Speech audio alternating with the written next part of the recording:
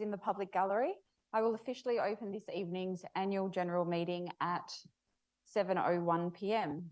Please note that this meeting is being live streamed. The purpose of this meeting is to present the annual report for the 2021 year to the community and to allow electors to ask questions and raise motions about local matters. Firstly, I'd like to acknowledge the traditional custodians of the land on which we are meeting, the Whadjuk people of the Noongar Nation, and pay my respects to elders past, present and emerging. I'd like to welcome all the members of the public and of the staff who have taken the time to attend tonight's meeting. Thank you also to the councillors who are in attendance. I'd like to outline the procedures for tonight. First, we will consider the annual report for the 2021 financial year. The annual report provides key insights into the City of Bayswater's projects, achievements and financial situation for that period of time. I will be asking for an elector to move and another to second the acceptance of the annual report, and will then ask all those in favour to raise their hands. Following that, I will ask anyone who is not in favour of the motion to raise their hands. Following consideration of the annual report, we will move on to general business. At the start of general business, attendees will be offered the opportunity to ask questions and will be permitted to ask up to 3 questions. We will endeavour to answer questions at this evening's meeting. However, questions that require a detailed response will be taken on notice and responses provided in the minutes of this meeting. Following question time, electors will be given the opportunity to move a motion. Motions must be moved and seconded before any discussion is to occur, and the mover and seconder will be given the opportunity to make a statement about the motion of up to 3 minutes in length. Then I will invite other electors to speak for up to 3 minutes on the motion. The mover of the motion will then have the right of reply for up to 3 minutes. Each elector present is entitled to 1 vote, but does not have to vote. When calling for votes on a motion, I will first ask those in favour to raise their hands and will then ask for those against the motion to raise their hands. I will then declare whether the motion has been carried or lost. Each motion will be conducted by a simple majority vote, and voting is conducted so no vote will be secret. Please keep your questions and comments respectful to councillors, staff, and other members of the public here tonight. We'll now move on to consideration of the annual report for the 2020-2021 financial year. The 2020-2021 annual report was adopted by Council at its meeting held the 23rd of November 2021, and the financial statements, including the independent auditor's report, were accepted by Council at its ordinary meeting of 20 September 2022. Before I ask for an elector to move a motion to accept the annual report, I'd like to invite the CEO to explain why we are presenting the annual report for 2021 in late 2022. Thank you, Madam Mayor, and good evening to all members of the public and the councillors attending tonight. So as the Mayor indicated, I'd like to briefly explain why this meeting is being held a little bit later than usual. It's not ordinary practice, so I think it's worthy of an explanation for the electors here. The timing of the 2021 AGM is later than the City would have liked. However, the AGM cannot be called until such time as the financial statements have been signed off by the City's auditors. The Office of the Auditor General have the responsibility for conducting the annual audit of the City's finances, and the City received the audited 2021 accounts on the 2nd of September this year, so sometime later. And these were accepted by the Council at its ordinary meeting on the 20th of September this year. Unfortunately, the delay of the 21 audited accounts stemmed on two main reasons. Firstly, there was delays in reaching final agreement with the AASB 1059 standard, which is a new accounting standard relating to the treatment of service concessions. This matter was resolved to the satisfaction of both the City and the auditors. The second reason was the delay in finalising the audit of the aged care transactions, which are managed by an aged care provider on behalf of the City of Bayswater. The auditors required access to the aged care facilities to perform audit tests on the relevant transactions. However, given the seriousness of COVID at the time and the impact that it may have had on the residents, it was not possible for the auditors to physically attend the site to then conduct the testing of those transactions. An alternate approach was agreed, which included engagement of the aged care providers' auditors, which was Ernst & Young, for them to perform the audit testing on behalf of the Office of the Auditor General. The approach was agreed on the basis that Ernst & Young had worked with the aged care provider to assure compliance with the aged care providers' COVID preparedness plans. And then due to Christmas leave and Ernst & Young already having a full program, they were unable to discuss this arrangement with Ernst & Young until February, and then the work was completed throughout the remainder of this year.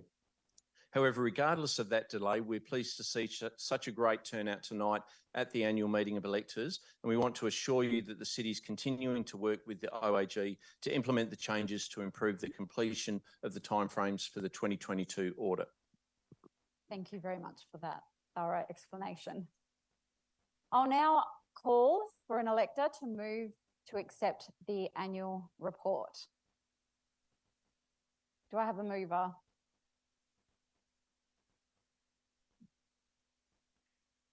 Would you mind stating your name and suburb? George Cosentino, please. Thank you. Do I have a seconder?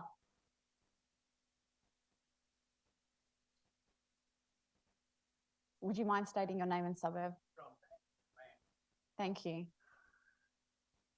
I'll now ask for you to raise your hand if you support the motion. All those in favour, if you could raise your hand. All those against? And that is carried. Thank you. We'll now move on to general business. Attendees, you have the opportunity to ask up to 3 questions. When you come forward, please approach the lectern and speak into the microphone and state your name and suburb of residence before you proceed to ask your question. I'd like to acknowledge that we have received questions in writing from 5 ratepayers. I'd like to invite these ratepayers to now ask their questions, And I'll begin with Mr. Walters from Bedford. Is Mr. Walters here? I can't see him. If not, I'll move on to the next person, Glenn Cookson of Bayswater.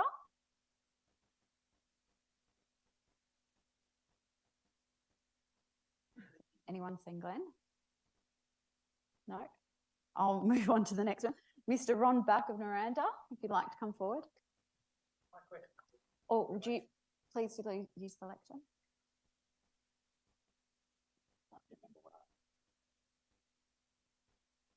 We have it in writing. Thank you. I've got the gist of what I was. My question was, in actual fact, aimed or addressed to the auditor as to why it took so long to complete the audit for this financial year. And the CEO has really answered that question in terms of his address. So I'm comfortable with the answer. Thank you. I'll now ask Miss Marie Tatham from Bayswater. Please come forward.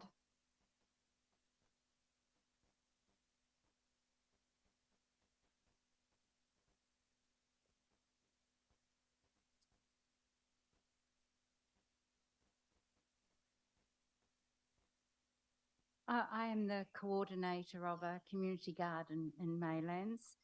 We're under the Local Arts and Community Events, LACE Incorporation.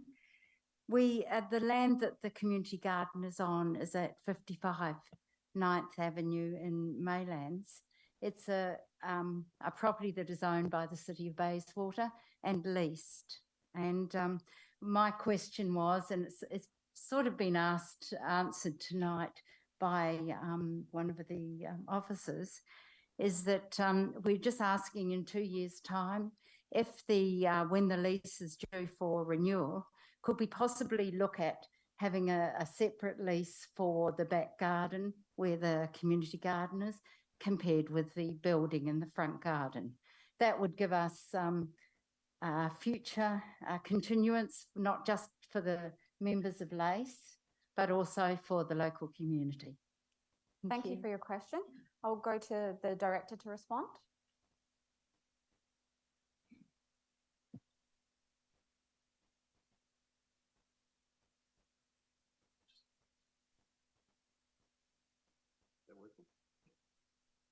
What about now? Yep. In terms of that back garden, the city could look into providing a separate lease for that area. What the city will do is actually make a file note that when that lease comes up for renewal in 2025, that we will look into the possibility of creating that separate lease. So just before it expires, we'll look into it, we'll have it on file, make sure that our officers do look into it. Okay. Do we need to follow it up at all closer to the renewal time? Just to remind you. Probably through this process, we'll make a file note. We'll go on the file for the lease. So we actually have a file for the lease. So we'll go onto that file there, and it'll be a reminder for us to make sure that we look at that at the right time. Thanks very much. Thank you. Thank you. I'll now ask Mr. Michael De Ruyter from Maylands to come forward.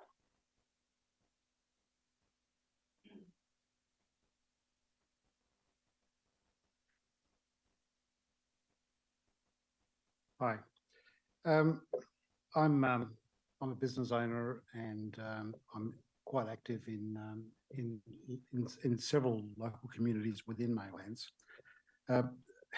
As you may be aware, the Main Roads is undertaking quite a bit of work in Maylands, and it's going to be ongoing. Means that 7th Avenue is going to have some channelization done with Guildford Road. What that means is that lanes and things like that are going to be put in, and it means that we're going to lose up to 15 car bays on the railway side of Guildford, on 7th Avenue on the railway side of Guildford Road, and more on the other side. So there's a big loss in car bays. And so my questions, can I do all three?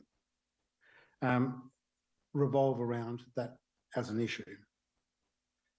I'm led to believe that the city uses monies paid by developers from the payments made in lieu of parking requirements for maintenance items such as line marking, signage replacements, adjustments, rather than dedicated to capital expenditure for the development of additional car bays, which is in fact the intent of the contribution, so that the community parking asset is not diminished and that the community does not indirectly pay through reduced serviceability of area in parking. Will the city confirm whether it does or doesn't use the funds for non-capital items as described? That's my first question. Thank you for your question. I'll go to the director to respond. Sure. Thank you. The city does use the cash in lieu to implement actions of the Maylands adopted car parking strategy to improve the usage of parking, turnover parking, etc. in Maylands. Some of it is used for non-capital, but mainly in regards to improve the usage of the parking areas, turnover, etc. Okay. My second question then is, I paid $110,000 when we developed Lyric Lane for improved parking in Maylands. As yet, there has not been any additional parking and only reductions near the venue. And we're now advised that more than 15 bays will be lost with improvements required to 7th Avenue. We are quickly approaching a significant worsening of parking, and there does not seem to be a plan towards improving the problem.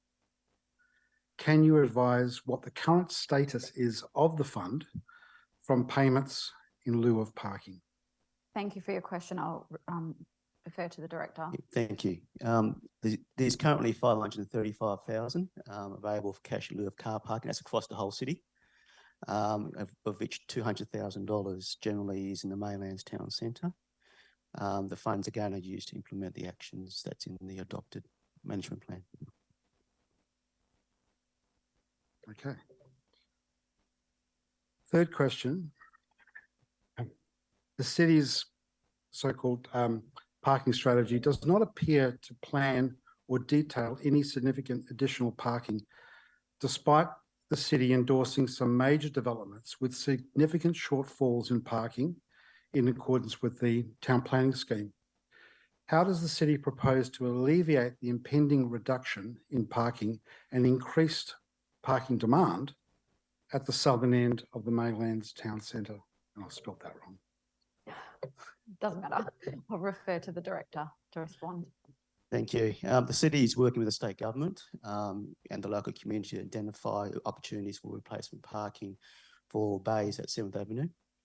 Due to the limited land available in the southern end of Maylands, the city is investigating opportunities for increased parking on private land, such as the nearby 7th Avenue church.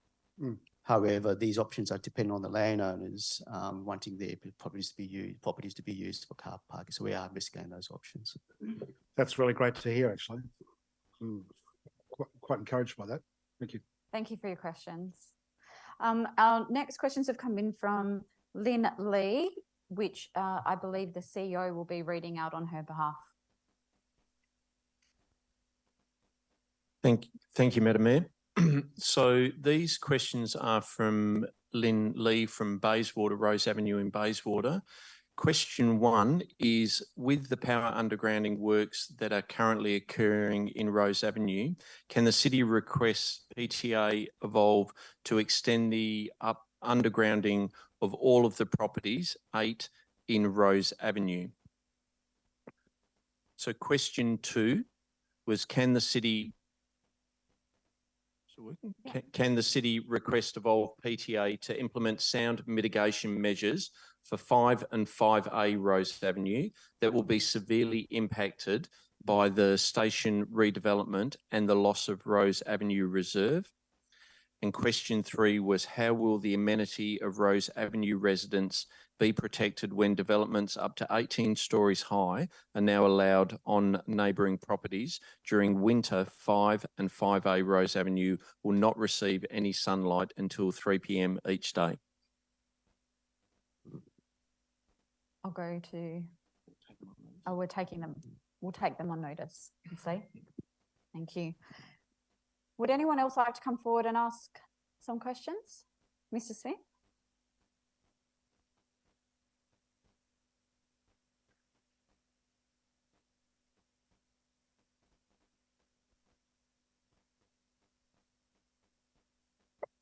Good evening, ladies and gentlemen, councillors, mayor and the like. When will the city honour the promise to plant 2 new trees for everyone killed in Halliday Park? About 8 years ago, the city killed 7 trees in Halliday Park and promised to replace them on a rate of 2 to 1. Now, I think it was about 4 years ago I brought this up at an annual general meeting, and I'm still waiting for the tree replacement to be put in. Thank you. We were promised 14 trees in replacement of the 7 foolishly killed by the city. And, you know, they haven't been replaced. And it's a point of, you know, if the city says it's going to plant the trees, I think it should. So when will the city honour its promise to plant those trees? Thank you for your question. I'll go to the director.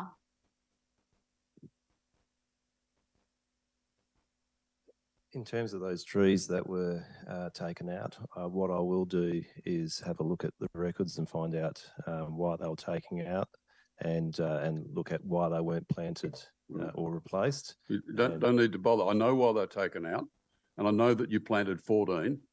One of those, well, a couple of those 14 died and were replaced immediately. Another one died a few years later, and I was expecting council to replace it. It never has, and I'm wanting it to be replaced. And I know exactly where it was and where it died. I think I'll probably take that one on notice and look into it further. I just want the tree replaced as per the promise. What is the current percentage, question number 2, what is the current percentage tree canopy in Bayswater, and how much has it decreased since the adoption of the urban forest strategy? Thank you for your question. I'll go to the director. From the last survey that was conducted, in terms of taking a LiDAR survey of the tree canopy coverage, it's sitting on about 14.55%. In terms of how much has decreased, well, we actually have snapshots at 3 yearly intervals, and there has been an increase. There has been some loss of trees, but there's also been an increase in trees, and the city has also planted a significant number of trees last winter. A lot more than we planted in other years. We planted over 3,000 on verges and parklands. You have another question, Mr. Smith? No. You're telling me that the tree percentage has increased in the last 5 years. Is that what you're saying? That's what the records show. Okay, if that's true, fantastic. My third question. Is it theoretically possible to amend the city's town planning scheme, in specific terms, the significant tree list, to list all palm trees above 3 metres within the Palms Shopping Centre in Noranda as significant trees? Thank you for your question. I'll go to the director. Thank you. The city has got in its final stages, looking at adopting a significant tree guidelines on how to nominate and apply and place trees on the significant tree register. So once that comes into play, the public and landowners can apply to put trees, nominate trees on a significant tree inventory. So is what you're saying there that if the owners of the Palms Shopping Centre nominated their palms, then they could be on the certificate tree list? Through the chair, there's guidelines that needs to be assessed in its whether it is significant, and then it will be considered by council. I wasn't asking for a criteria on how it was significant. I'm asking, is it theoretically possible to list every tree above 3 metres in the Noranda Palm Shopping Centre? It is possible. It has to go through a process, but it is possible. Thank you very much. Thank you for your questions. Would anyone else like to come forward to ask a question? Yes, please.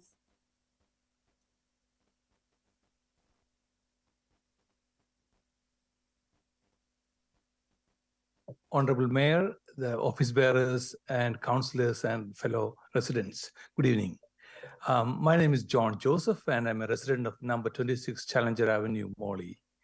And today my request or the submission is that I would like to request the council to ask the Chief Executive Officer to do a few things. One is investigate options available for the removal of hoon tracks from the road surfaces managed by and maintained by City of Bayswater. Mainly, if you look around in your own streets and my own street, I have been seeing lots of hoon driving.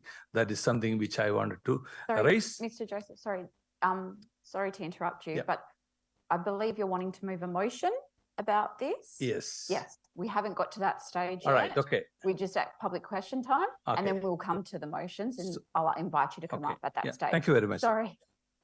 Would anyone else like to ask a question? Please come forward.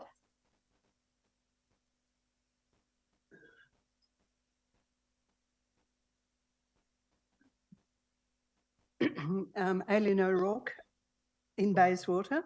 I live in King William Street, Bayswater, and I was very heartened by some tree planting in the median strip, even if it is meagre, there should be more. I was also very heartened when I saw outside my house a nib, a circle, a nib, which meant that there was going to be a tree planted there in the nib, I believed. When it didn't happen, and after some period of time, I contacted the council to find what was happening with the tree that presumably was going there. And they said, first of all, that there was some adverse feedback. And so no tree would then be planted in that nib. They didn't specify what the adverse feedback was. And then I'm going to read this because it was a very confusing response to a non-professional. I was told that the city would not revisit any tree planting until the undergrounding of power lines and formalising King William Street carriageway narrowing with on-street parking embayments. I didn't quite understand what that meant, but I'm presuming there's no trees coming. So the first thing I'd like to ask is, what can we know what the adverse feedback was that prevented those trees being planted that were planned? Secondly, the trees that have died in the median strip, are they also in this, we're not going to plant any trees answer? And the third thing is, when is it likely to happen? When is the undergrounding of power lines likely to happen? And the formalising of the blah, blah, blah, King William Street narrowing. Yeah, thank you for your questions. I'll go to the director. Can I request to take that on notice? There's a fair bit of information I need to look into to provide a detailed answer. Thank you. Could I ask a question? Because I've been, this has been said to me before at council meetings that that the answer will be on notice, and I've never received a response. So how do I receive? I'll go to the CEO. Yeah, how will I receive a response? Just through you, Madam Mayor, we'll when officers take the matter on notice, it's so they can get the detailed information to respond back to you. I understand that. And that will form part of a response. So I'll get that by email? If you can provide your details, because you've just given your name and suburb and that, but happy to get your information afterwards and we'll be able to provide a response through. Okay, thank you. Thank you. Would anyone else like to ask a question? Please come forward.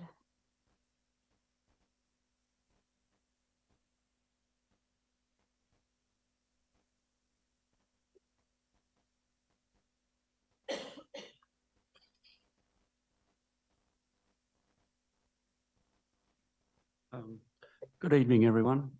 John Williams, Noranda. My question is in regard to the natural tracts of bushland, in particular the tracts of bushland situated along Malaga Drive. which had fencing and extended cycle pathway installed last year. These natural areas are very important to our connection of bushlands, but this particular area was transferred from City of Swan to City of Bayswater when there was undertaken a realignment of the local government boundary for Noranda. And since this time, these areas have deteriorated with a noticeable increase in fuel load.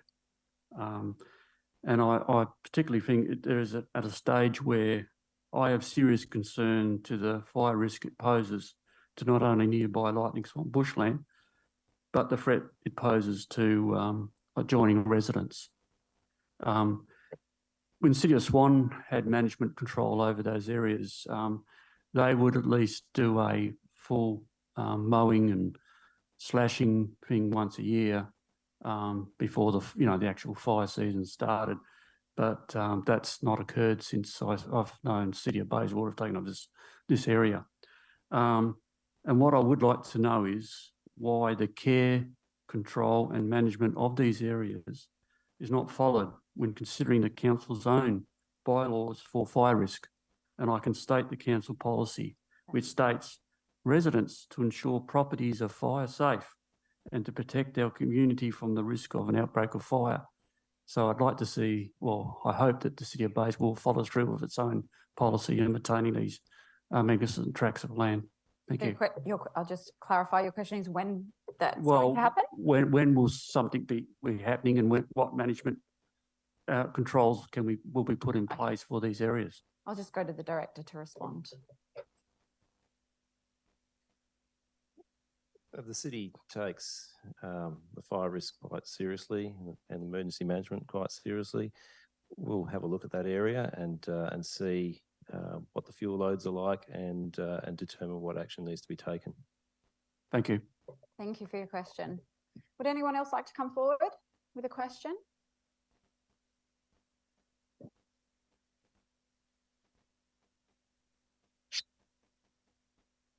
If not, we'll now move on to motions from electors. As with public questions, please approach the lectern, speak into the microphone and state your name and suburb before moving your motion.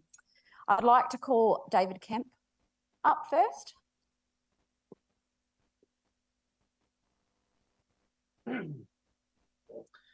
Thank you and good evening to everyone here. This evening I'd like to put forward a motion to Council that the Chief Executive Officer develop a policy that will enable the following.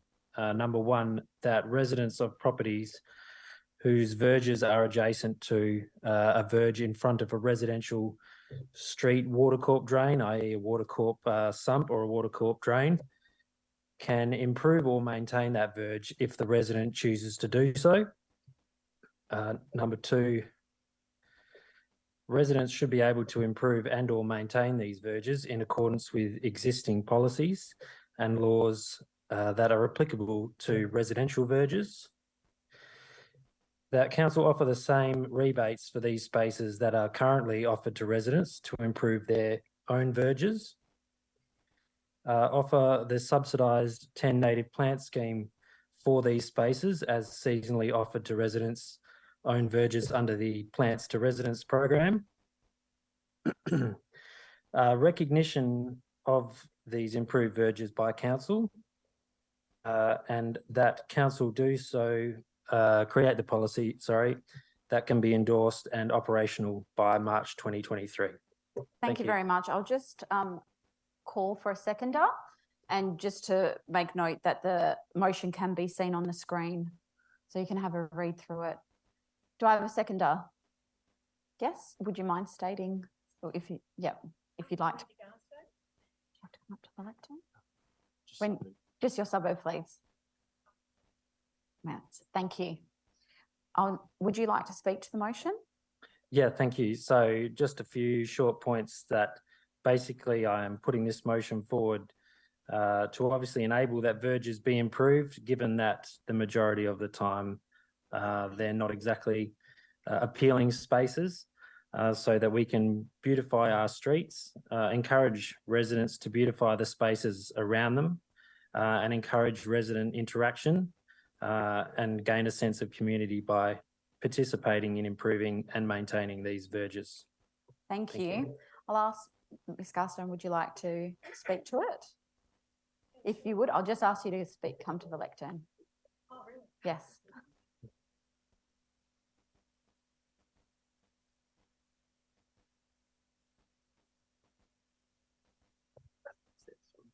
Thank you.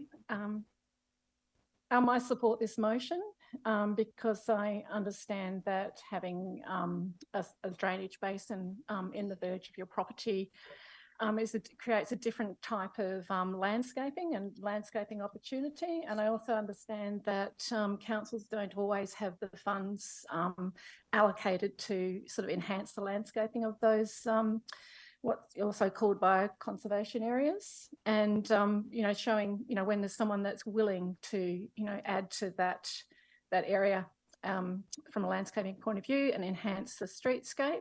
I think that's a really good thing, and it's great to be encouraged. Another point is that perhaps I'm not sure where the property is, but with more higher density, I understand there might be more of these types of areas in verges. And so I think it's great to have this motion come up at this point. Thank you very much. Thank you. Would anyone else like to speak to this motion, either for or against? If not, I'll put this straight to the vote. All those in favour? All those against? And that is carried. Thank you. Thank you for your motion. We now have the next motion by Lynn Lee, and this is also to be read out by the CEO on her behalf. And we'll get it up on the screen. Thank you, Madam Mayor. The motion from Lynn Lee from Bayswater is that council provides 4 parking permits each for residents of Rose Avenue to be able to park in Rose Avenue free of charge. Do I have a seconder? Mr. Smith? Are you saying anything on the motion? No. Mr. Smith, would you like to speak to the motion?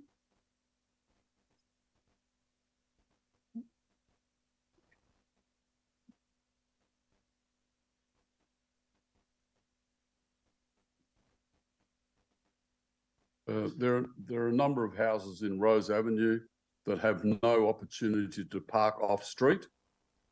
Historically, council has given Rose Avenue residents, including Lynn Lee, a sort of a cardboard thing from the city saying you got capacity to park in that street. And I think about 2 years ago, council decided they'd move away from giving residents that with their rates to a system by which you have to register via the computer to get your car registration informed, so you wouldn't get a ticket. Well, that might be good if you're computer savvy, but if you're not, it's an ageist policy, and the policy of requiring, say, in Lynn's instance, her sister visits from Sydney, she's got to ring up council and pay $40 to get her sister's car registered so she can park out the front of the house. It seems absurd bureaucracy. And the residents in Rose Avenue, I don't know about the other residents in the town where they get parking permits, but we think it's much easier to get what we used to get. I can't remember, I think it was 4 parking permits. So you got your car, your brother, your sister, one of your mates arrives, parks out the front, you put one of these cards on their car and they can park there. It seems a much more sensible, humane and logical solution rather than have to do it via the computer, which besides being expensive for the person, $40, is also ageist in that a lot of people haven't got access to computers. Thank you very much. Would anyone else like to speak on this motion? Please come. Okay. Oh, please come forward.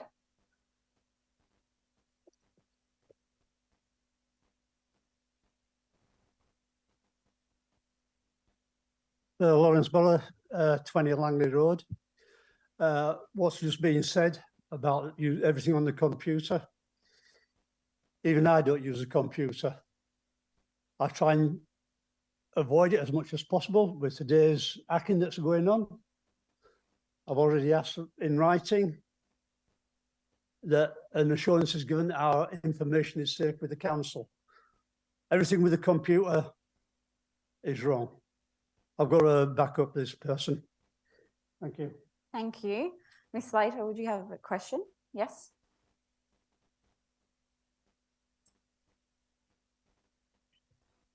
Oh, I agree with the ageism thing, absolutely. I can run a computer, don't worry. I'm just not clear on what the actual question is. You're asking for 4 parking permits each. What do you get now? And why do you need a parking permit? I think it's an hourly problem on the street.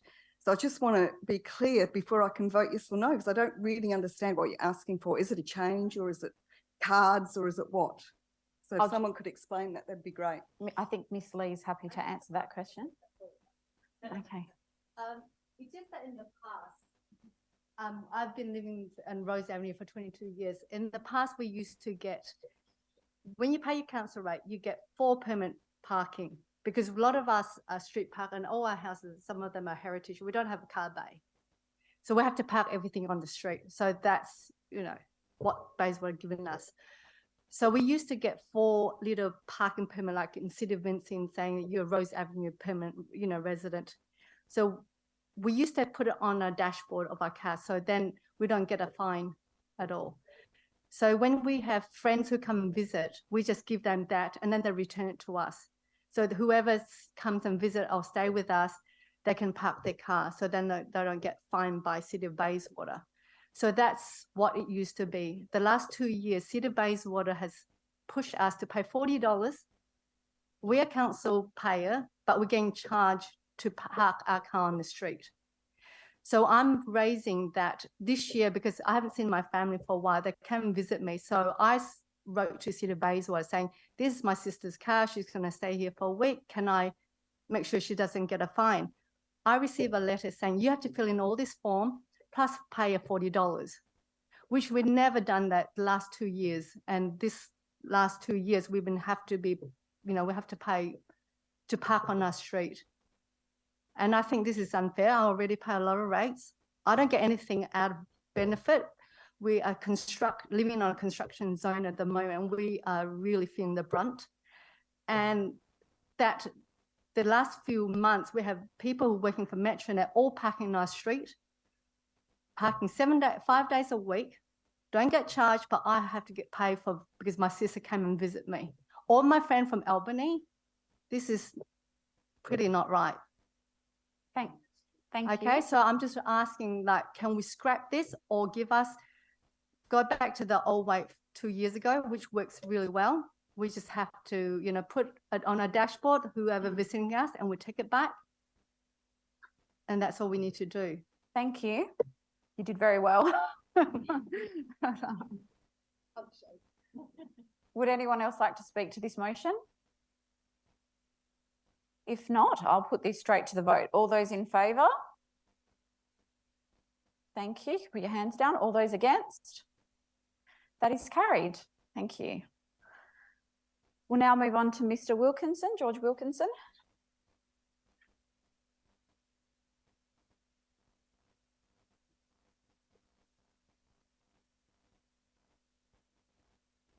Evening. I had two that I wanted to do. One was that council in collaboration with the town of Bassendean renamed Bruin Ave and Walter Road East to Beaufort Street.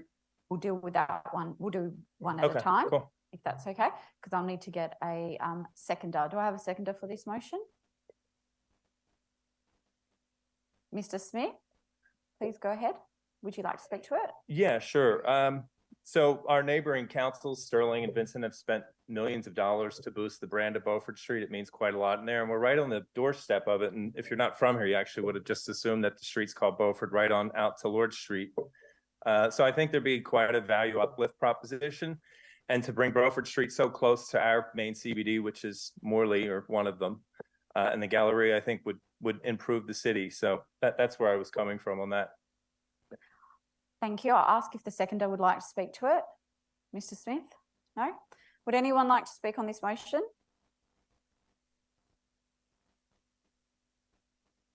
No? I will put this to the vote. All those in favour?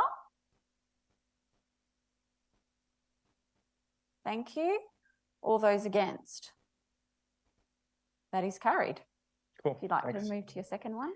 Yeah, this was that council requests the CEO to find a location for a public art space and investigate options. So the idea here was, I see a lot of tagging, at least I live in Morley, and I walk the dog around Miranda and Morley every morning, and there's quite a lot of tagging that happens. And, you know, one thing that's different about that sort of crime is these usually kids are reaching for art, not stealing things. And I think if we had a space maybe near the skate park where people could tag freely without worrying about getting caught, you might attract a lot of that there and sort of gravitate a problem that's all over the city. So that was, and I would actually go there and do that myself. So Thank you. I'll just ask if there's a seconder. Do I have a seconder?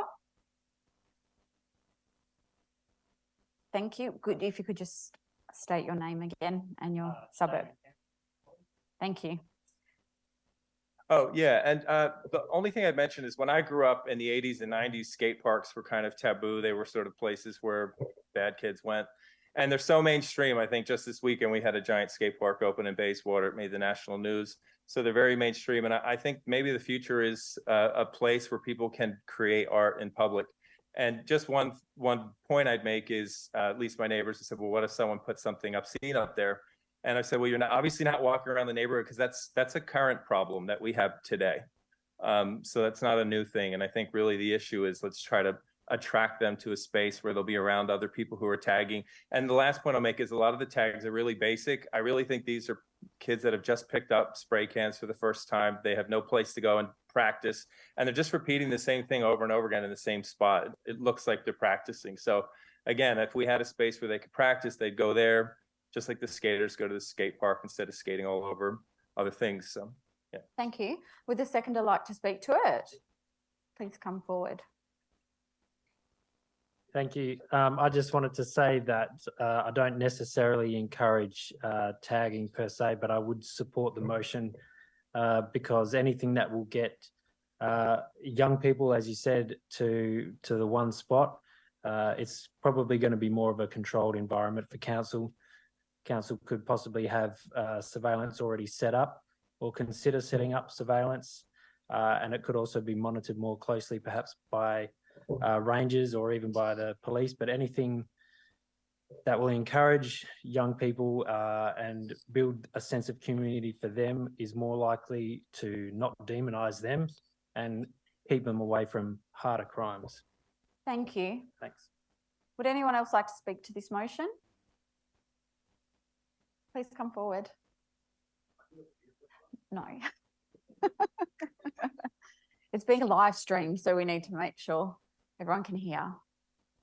Sorry, I just wanted to understand something. So is there any evidence that this park, this type of park will actually, because I've got a real problem with tagging, okay? So, yeah, I mean, is there any international experience or Australian experience that this could actually result or help reduce tagging on commercial buildings like mine? Yeah, I really don't know the answer to that. In fact, that might be part of what I'm putting up here is to see what kind of evidence there is of that. Yeah, I'm not sure. Thank you.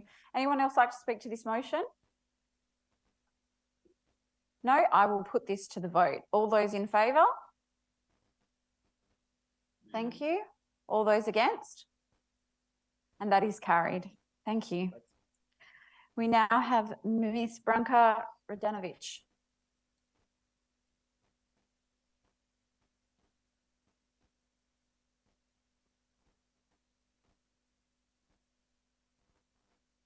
And if you don't mind, we'll just go motion by motion.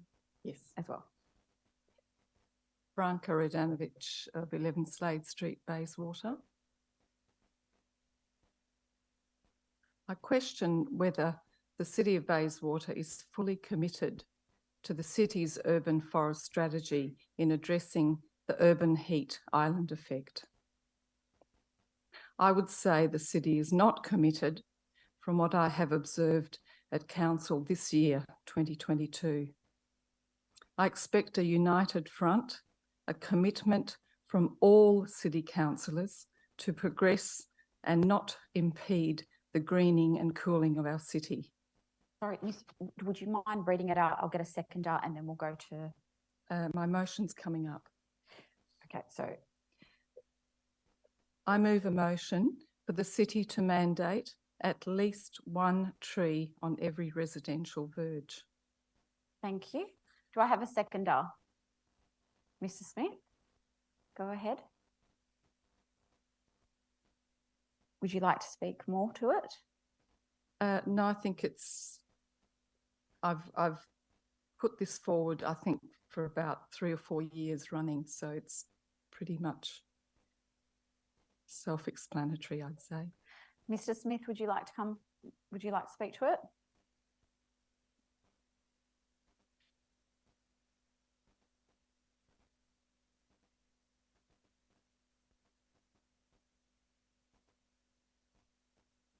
Growing trees on council's verge is one of the concrete things that the city can do to mitigate the urban heat island effect and to mitigate climate change. It's the one thing that the city can really do. And this is just a simple motion to get one tree at least on every verge in a residential area. If you're interested in your physical environment and your psychological environment, you should understand that trees are fundamental to both. And we've got to start planting them. Thank you. Would anyone else like to speak on this motion? Please come forward.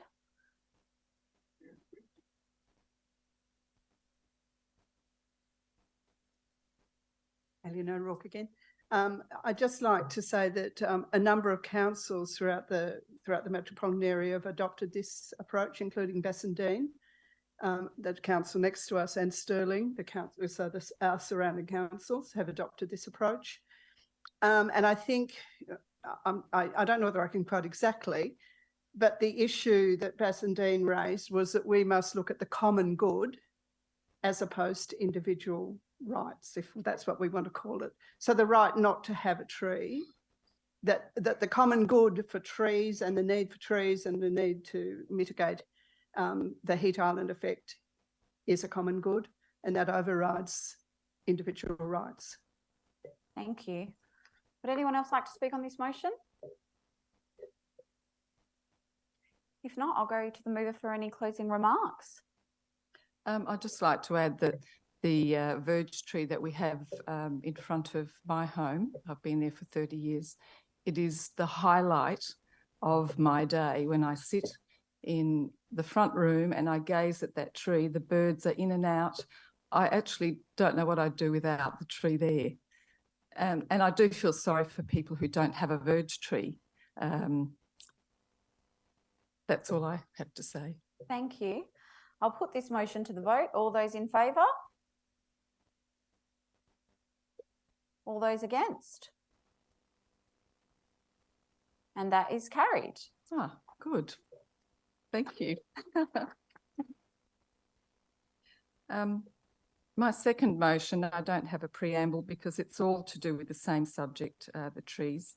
I move a motion for the city to lead by example and bring all city-owned land and properties in line with current policy, re trees in car parks and trees on verges. Do I have a seconder? Mr. Smith, would you like to speak to it, Ms. Radenovich? I just, as a ratepayer, I do really feel that the city should lead by example, and I'm quite embarrassed to think there are so many properties out there the city owns, there's no verge tree, and the car parks are treeless, most of them. It is embarrassing, that's all I can say. And I think somebody's missed the boat somewhere. So I hope that it gets looked at. Thank you. Mr. Smith, would you like to speak to it? Would anyone like to speak on this motion? sorry, I just have a question about what the actual policy is. The city's policy currently? In line with current policy, read trees, 1 tree per 4 bays, and a tree on every verge. Hopefully that will come into the policy a little bit more formalised than what it is now. But of course, old car parks, it's most likely quite difficult to put a tree for every 4 bays. So I'm sure that can be worked into the equation in a practical way. But most of these car parks are treeless that I have looked at. So that's basically it. Anyone like to speak to this motion? If not, I'll put that straight to the vote. All those in favour? All those against? And that is carried. Thank you. Number 3, the amount of heat emitted from hard stand black bitumen on roads and car parks is extreme. So why is the city and all councillors not fully committed in reducing the urban heat island effect? I see mostly treeless car park after car park get resurfaced with no addition of trees. Why are these car parks not brought in line with current policy? It's well and truly over time for a policy rewrite. I move a motion that all existing private development car parks be brought in line with current policy, re trees in car parks, taking into account a tree to car bay dispensation for percentage of shade from any existing tree canopy. Do I have a seconder for this motion? Mr. Smith, would you like to speak to it? Ms. Radanovic? It sort of brings in the other motion in some ways to do with I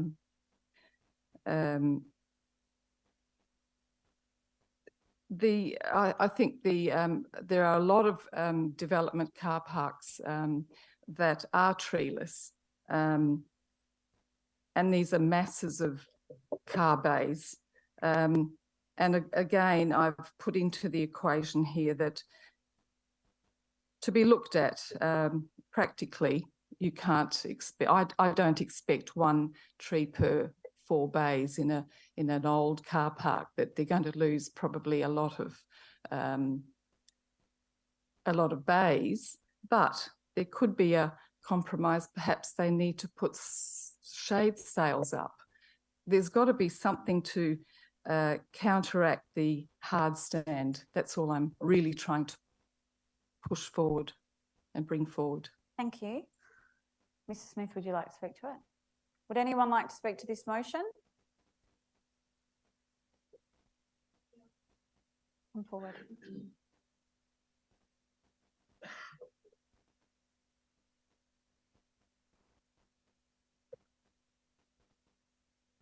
I support this motion because as Branka has noted, there are many car parks that we see where there is a lack of trees offering shade. And my understanding also was that 1 tree per 4 car bays was required. So I think part of having this motion go through is to find out why this has not happened in all developments recently. Yeah, I understand it, historically that is not going to be the case for the older car parks, but I think it certainly needs to be looked into. Thank you. Would anyone else like to speak to this motion? Please come forward.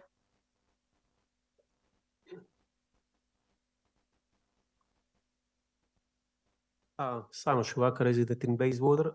I support this motion for a simple reason that in summer when I come to a car park, if it's a private or a council owned, I'm trying to find a car bay that is under a tree, if that makes sense. Thank you. Would anyone else like to speak to this motion? If not, I'll ask the closer, would you like to make any closing statements? I think one of the alarming sites I saw recently. I think it was the Morley Galleria had a resurface of their huge car park, and I didn't see any additional trees, just a lot of new black bitumen, which was a hard sight to see and to watch. It just a replica of the old, needs to change. Thank you. I'll now put this to the vote. All those in favour? Thank you. All those against? And that is carried. Thank you. Thank you. I'll now call Dr. John Joseph.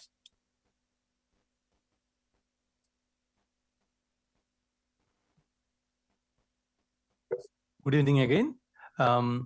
My motion is to the council requesting Chief Executive Officer to investigate the options available for the removal of own tracks from the road surfaces managed and maintained by City Council of Bayswater, City of Bayswater, sorry. And amend all the necessary policies so that the home tracks can be considered and treated as graffiti, because it's again a graffiti situation coming onto the roads, and provide a report to the council by March 2023 outlining the options of City of Bayswater can implement as a part of their its operations, so that this can be considered for the next budget. Thank you. Is there a seconder for this motion?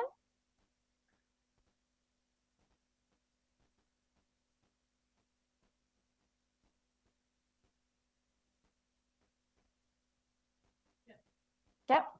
Thank you. Just state your name and suburb. Thank you. If you'd like to speak to your motion.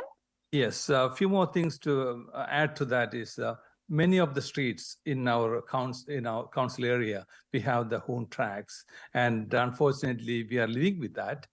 And also we had the issues with the graffitis around, and when the graffitis happens, thanks to city that they are looking at it and also cleaning it up.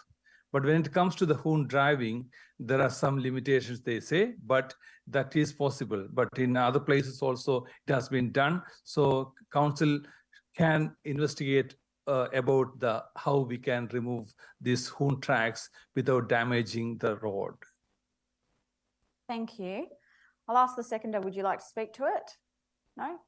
Would anyone like to speak on this motion? Please come forward.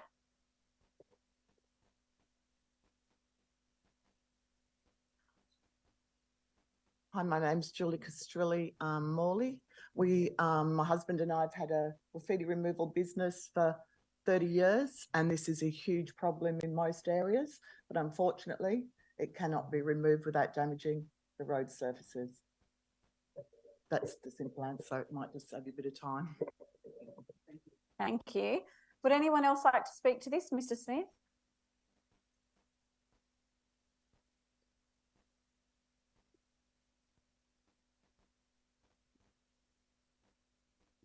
The boom tracks, the rubble left. The skid marks.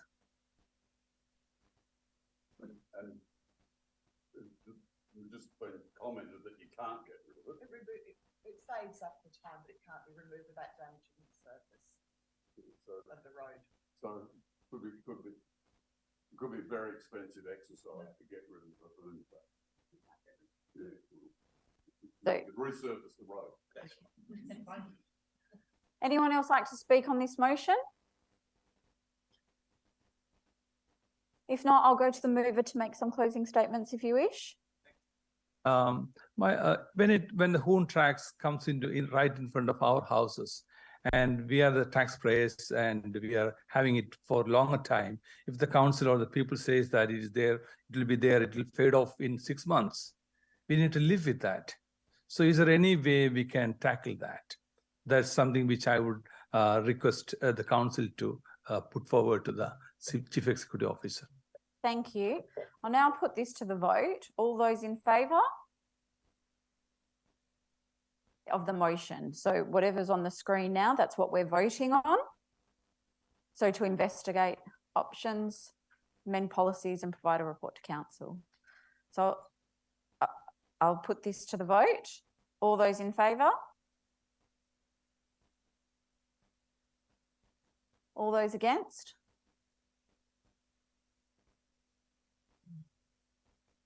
That's close. 7-9.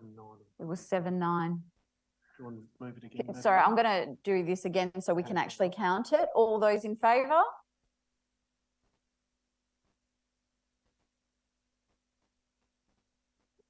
Yeah. So we got that. Thank you. If you put your hands out. All those against?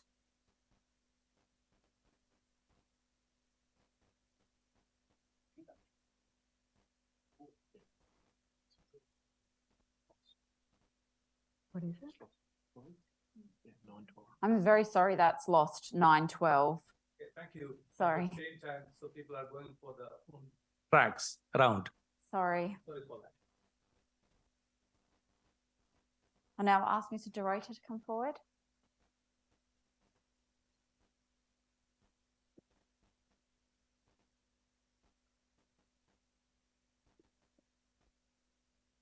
I didn't realise you could put more than one motion up, so I kind of like combine two in one, so it's a little bit difficult. Okay, the second part of that is probably redundant from what Des has already outlined that he's actually going to do that. So it's probably easier to actually amend it for that. My motion is that council commit to only use funds collected from payments in lieu of parking from developers to increase the total number of car bays near the property which has been required to make the payment in lieu of parking, and that these funds not be used for any other purpose. Can I leave it at that? Yes, I'll just get the minute taker to delete the rest of that, just so that it's clear to yeah, because it's the redundant public. now that from what Des Yeah. has said. Yep. So we'll just alter that. So that's the motion in full now? Yep. Okay. Do I have a seconder?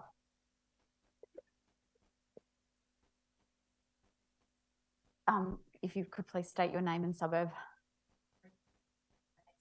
Thank you. Would you like to speak to the motion? Thank you, yes. The payments in lieu of parking, it's a payment that a developer pays because he doesn't have enough car bays available when he does his development. Now, the town planning schemes generally outline the number of car bays one needs. And the reason being is that the community then has the availability to, it doesn't create an additional load on that community when it comes to parking. So if there's a shortfall in parking and the community but there's a strong need for that development to go ahead, or there's a benefit for that development to go ahead, the developer can pay some money towards that, towards parking, and that goes to a fund within the council. Now, what this speaks to is that fund can be used for other things apart from the actual creation of those bays. Now, if that gets wilted away into other things, then the community, in fact, doesn't get the car bay. They get something else. And so the intent of the parking in lieu is lost. So the community ends up paying for the loss of car bay. And I think that's wrong. I think that we should be only spending that money on additional car bays and not other things like line marking somewhere or, you know, whatever in relation to the council. And I'd just like to make that clear. Thank you. Would you like to speak to the motion?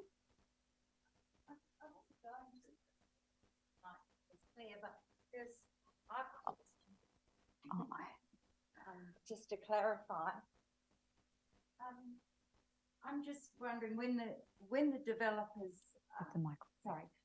when the developers hand over their monies with the development to the council, as a ratepayer, how do I know when that money is spent and how it is spent? How does the city actually let us know?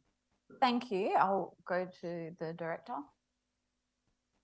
Through the chair, there's no formal consultation with the developer who provide the funds, but basically is usually spent in accordance to an adopted strategy. In this case, funds are usually adopted in accordance to the parking management plan for that particular town centre. So as a ratepayer, I can't sort of, yeah, I don't seem to have an answer. As a ratepayer, through the chair, as a ratepayer, if you need to pay cash in lieu, you can always ask the question, but there's no formal approach back to the developer saying the money's been X amount of dollars has been spent on. Okay, thank you. Would anyone like to speak to this? Please come forward.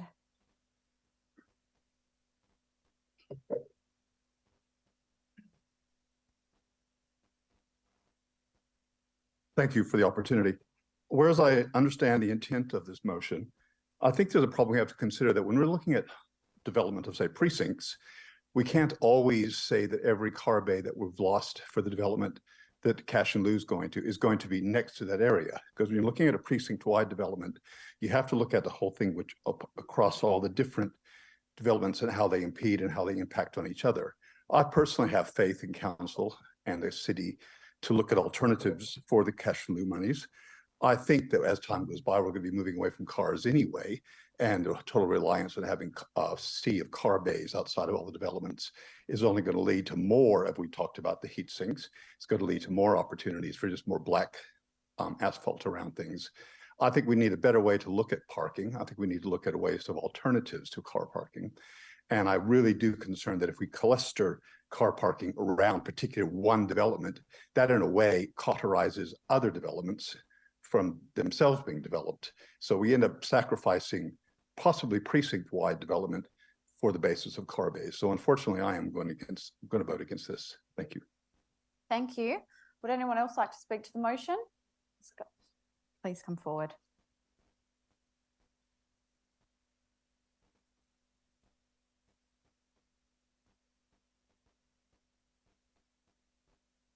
It's a bit of a rewording of Marie's question. So I sort of would have assumed that with funds going into any developer contribution fund, that there would be an audit and a report on the monies going in and where the money goes out. Is that not the case for this fund that we're talking about? I'll go to the director to respond. Through the chair, that's my understanding. I think the question was more asking whether the developer themselves gets a bias of where the money's been spent, but there is accounts and where the money is spent in the trust fund. Oh, so it's just to each individual developer? That's correct. Okay, thank you. Thank you. I believe someone at the back would like to come forward.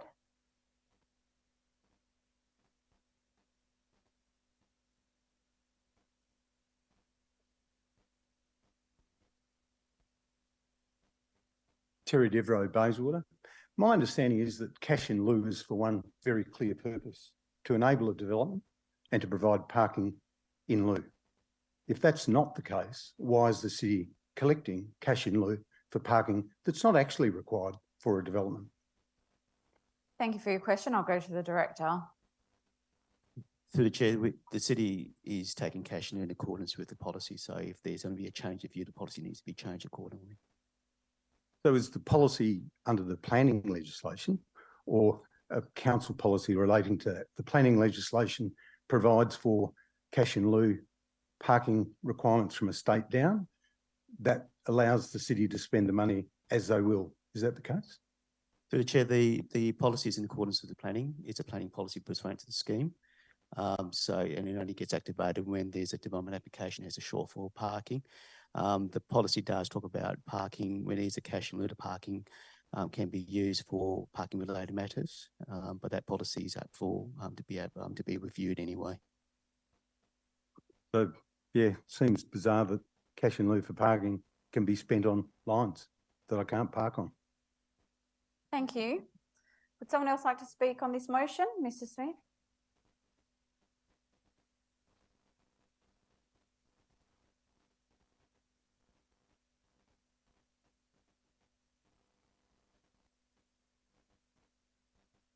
Cash in lieu is a payment when you can't provide the number of bays that the town planning scheme says you're supposed to provide.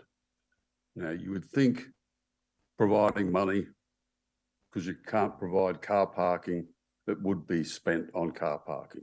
But in essence, it's used by council as a slush fund. Now, I would be happy for that slush fund to be used to plant trees so that the walk from an existing car park to Michael's activity, I'd be happy for that. I'd be happy for, maybe the money to be used to put in some intelligent bicycle racks so that it's got something to do with parking. But fundamentally, I think it's pretty reasonable for a developer to give money for cash in lieu for not providing the car bays, for the majority of that money to be spent in the provision of car bays. And in that regard, I think Michael's got a completely valid point. Thank you. Anyone else like to speak on this motion? If not, I'll go to the mover to make any closing remarks. I like trees. I do wish that that there are more trees. My roof has 2 trees on it for a good reason, because I like trees. Look, the intent of this is for bays near the property, not next to the property. I mean, it's somewhere in that area, it's somewhere sensible. The reality is that as a developer, I basically took it as a bribe. Okay, pay this money and you're going to get your thing approved, and that's to get past the town planning scheme. And that's really as cold as it gets. The reality is that it's the community that misses out. So the people that are living in that area, that town planning scheme is supposed to protect them. That town planning scheme's supposed to say, look, this is the environment that we're trying to create, and that requires so many car bays. So when the council takes the money for that purpose and then doesn't deliver on it, then that's a negative for the community in my book. And that's the primary thing behind this, that it's just the wrong thing to do. And that's to take it and use it for something else. Thank you. Thank you. I'll put this to the vote. All those in favour?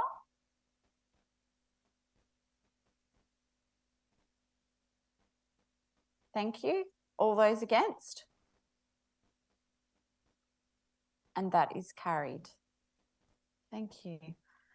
We now have Mr. Rob Witkowski. Sorry if I pronounced that wrong. Good evening, everyone. Mine's quite a short motion, but the motion is that I'd like the council develop and facilitate a master plan for Hillcrest Reserve in line with the community recreation plan. Thank you. Do I have a seconder? Ms. Shanahan? Yes, so just to clarify, I'm the Vice President of the Bayswater Junior Football Club. We've been, I guess, in operation or a club for 90 years as of next year. So we're celebrating our 90th year next year.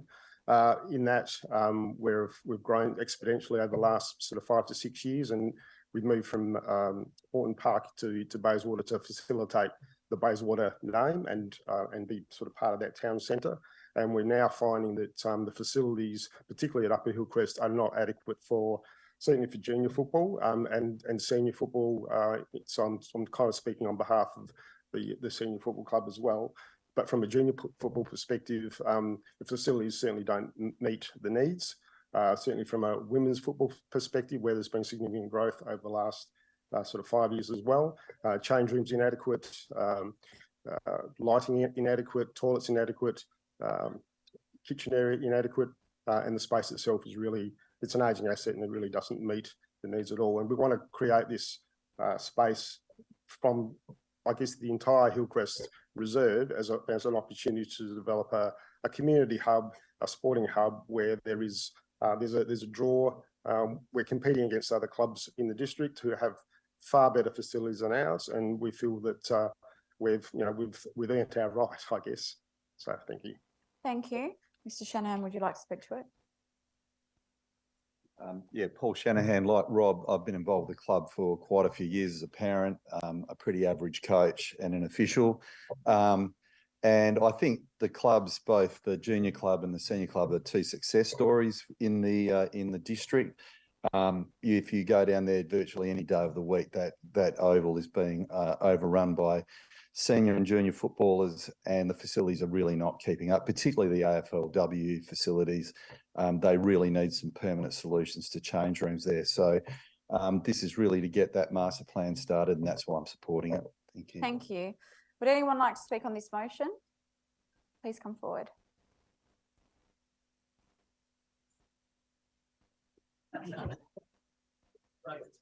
Ladies hips. As a person who actually plays against the Bayswater Football Club, we actually take the piss out of the change rooms and how poor the facilities are there. So I'll just put that in as a comment for just to let everyone else know what the facilities are like there. Unfortunately, they're quite poor, and agree from the woman's standpoint, it's actually very poor as well. Thank you. Would anyone else like to speak on this motion? If not, I'll go to the mover to close. Yeah, I guess just to reiterate, we've been sort of talking around this for 5 years, certainly with the current councillors, previous councillors, and we just haven't had any traction at all. And I guess what we're proposing tonight is really just to get some commitment from council. We've had a lot of head nods and handshakes and all the nice talk, but reality is we've had nothing in terms of real action. And what we want to do is at least provide, I guess, an opportunity to develop a plan. Now, whether it gets built or not, or where that ends up, I guess who knows. But in terms of, I guess, getting some of that commitment as I speak about, it's vitally important that we've actually got something that I can take back to our footy community and our sporting community, both senior football, junior football, netball are part of this equation as well, just in terms of providing a home, given that they play in Aranda, but they don't have a home. I'm talking of the Bayswater Saints Netball Club and the cricket club as well. So I've also had discussions with the Bayswater Morley Cricket Club. As a district cricket club, they're an elite organisation, but again, their facilities are ageing. So there's an opportunity here to look at a holistic plan about that whole Hillcrest Reserve. With the train station coming on board, excuse me, there's great opportunities to develop that as a real sporting and community hub. Thank you. Thank you. I'll now put this motion to the vote. All those in favour? Thank you. All those against? And that is carried. I'll now ask Miss Eileen O'Rourke to come forward.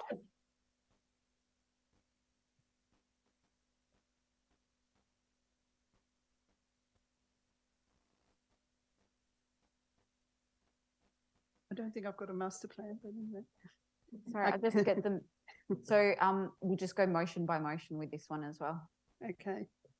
So the first one is that the street verge policy should be amended as soon as possible to include that artificial turf should not, and I put that in big letters, should be used on any verge.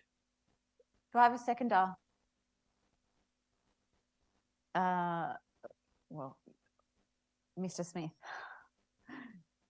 Would you like to speak to it, Ms. O'Rourke? Yeah, I just want to say that it appears that there are a number of verges, which is, Bayswater property that have artificial grass on them. Do I need to tell anybody what's wrong with artificial grass? I hope not. It's certainly not suitable for being placed on a public verge. The verge street policy states all of the things that can be used, but it doesn't state what can't be used. And I just think it would clarify it in people's minds if it was clearly said that artificial turf is not to be used. Thank you. Mr. Smith, would you like to speak to the motion? Would anyone like to speak on this motion? If not, I'll put it straight to the vote. All those in favour?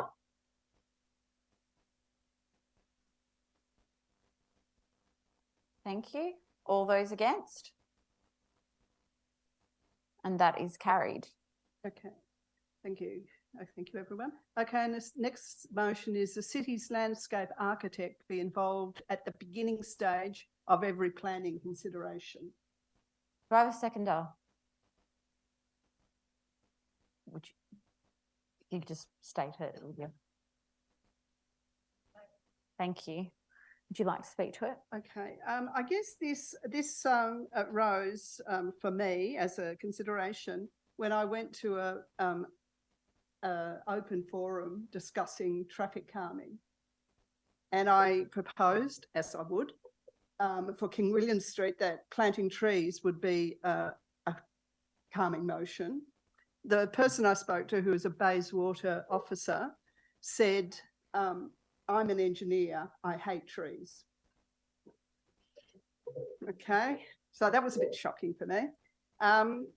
So I began to think that maybe engineers can't be trusted in relation to tree canopy. And as engineers are involved in a lot of those planning decisions, and that most planning decisions that councils make either involve the removal of trees or the possibility of planting trees. So I just thought that to keep the bastards honest, that a landscape architect would be appropriate to be at the beginning of, because I rather believe that sometimes the tree person is called in at the end to try and ameliorate what is a hot mess. Thank you. Mrs. Smith, would you like to speak to the motion? Oh, sorry, not Mrs. Smith. I got so used to Greg seconding everything. Ms. Garstone, would you like to speak to it?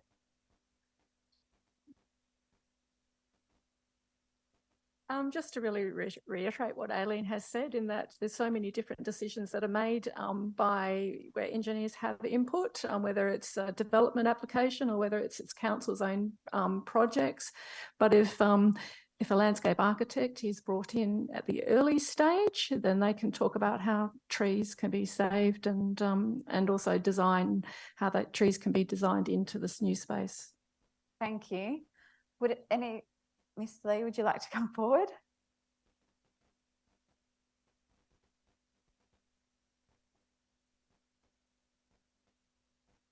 I mean, I agree what Elaine's saying, because like, give an example, our Rose Avenue garden took us 22 years to build. That could have incorporated with the Metronet during that development. And that was said in the beginning that was going to be saved to be part of the landscape, to be with the new upgrade of Bayswater train station. So that part would have been really beautiful to look at, but next year is going to go and get destroyed just for the Metronet train upgrading the station. So I feel that Bayswater could have got involved early and stopped that happening from killing 70% of our garden, which it's been in Australian Garden Show. And recently we trying to protect it by yarn bombing, knitting and wrapping all the trees to say goodbye to it before it get destroyed next year. And I think, you know, your logo is City of Garden, and that's not what we're seeing now in Bayswater. So we need to really, you know, make it, you know, stand up and do something about it. Thank you. Please come forward. Thanks. Just trying to get some clarity around this. So thanks, Andrew Watt, Bayswater. As it reads, it's relation to every planning consideration. I just want to work out where the lines are on there, because I think the intent's really great, but we just replaced our porch. That required planning approval to replace a porch with a porch that didn't have a tree on it or whatever. And I'm just trying to work out how many landscape architects does the city have on its books, firstly, to be able to deal with a lot of development applications that come through. And is the intent of this that the city funds this, or the i.e. ratepayers, or that the proponent of any development, i.e. the porch, does that?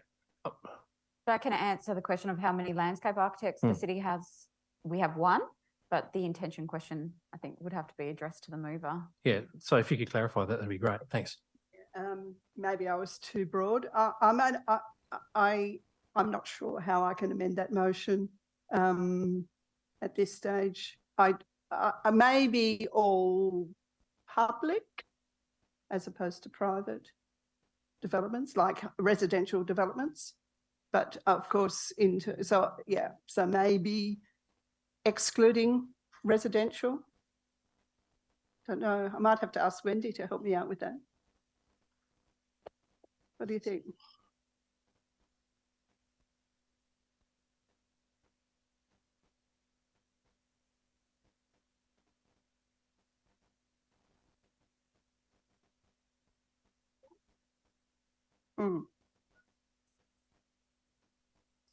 Yeah.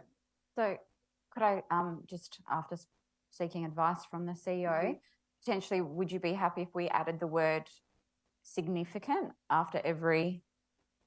Significant planning consideration. Significant planning consideration. Did that capture your intent? Yeah. You're happy to move that? Yeah. So I'll just ask the minute takers amended it on the screen, if you'd like to confirm. And I believe we have a question.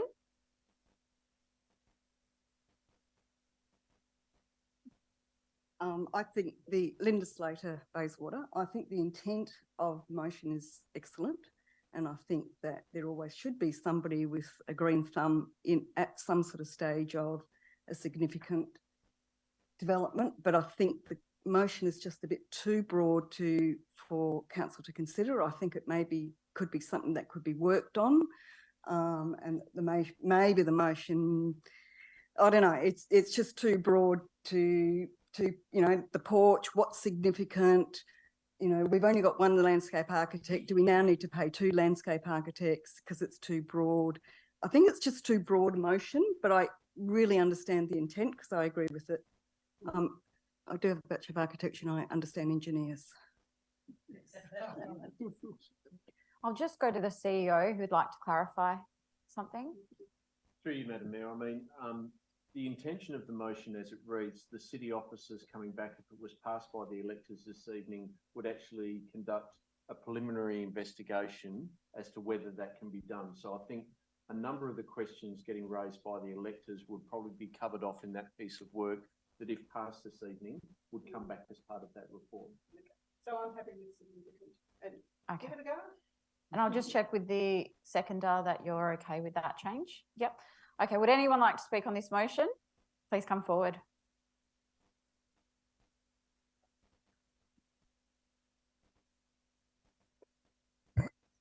Daniela Merger, Bedford. Okay, so I think you'll find that most significant developments or the client has already engaged a landscape architect to be involved in the process. So there already is that sort of assessment being done. And I think, like I said, everyone has said the intention is really good, but I think the planners do assess whether there is a need to retain trees or, how much landscaping there needs to be. And I think involving more sort of people into that just makes the whole process a lot more convoluted than what it already is. So, whilst there's good intentions, I think there already is enough sort of assessment being done in terms of the vegetation and landscaping on site. Thank you. Then it would be an easy job, presumably, for the city landscape architect. Would anyone else like to speak, Mr. Dorota?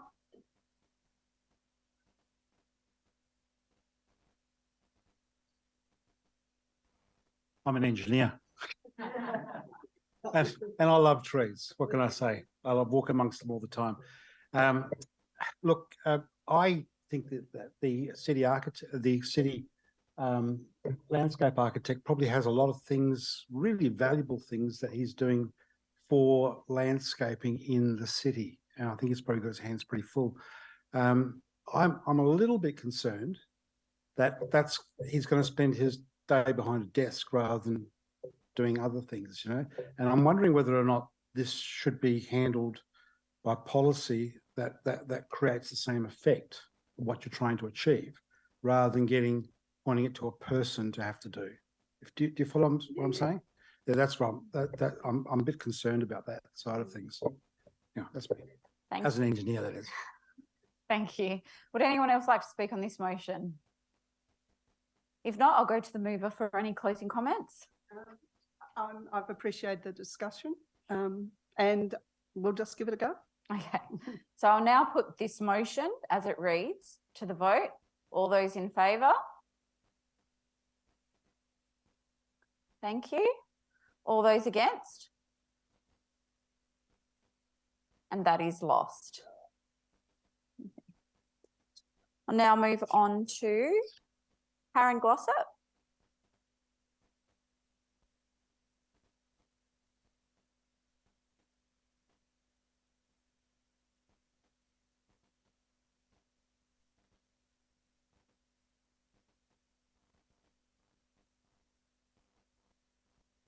Karen from Bayswater. I was led to believe that it was going to be rezoned on the corner of Katanning Street and Guildford Road for an Aldi to go in. But I'm led to understand that it has not been rezoned, so Aldi won't be going there, and we'll be getting another petrol station maybe, and there's one already on the other corner. And the traffic around Guildford Road, Katanning Street is bad now. And it would only increase the traffic load if another service station is to go there. Thank you. I'll just see if there's a seconder. Do I have a seconder?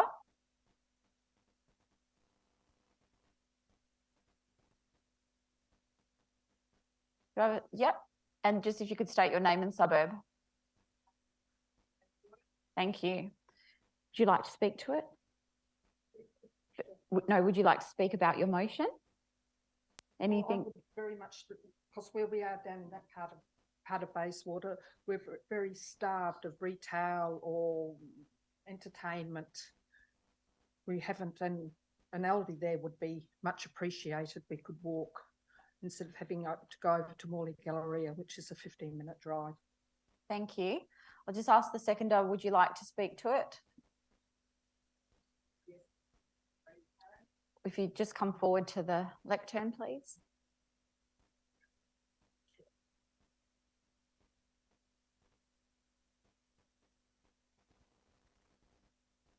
I'm Jane from Kenmure in Bayswater, down near the river. I have been a resident in Bayswater for many years and now have moved down to that part. And I have found that we don't have any shops close by. And it's frustrating that I have to either drive to Bassendean or the Galleria. And there's just nothing around. I don't know a suburb like Bayswater that doesn't have any shops. Thank you. Would someone else like to speak on this motion? Please come forward.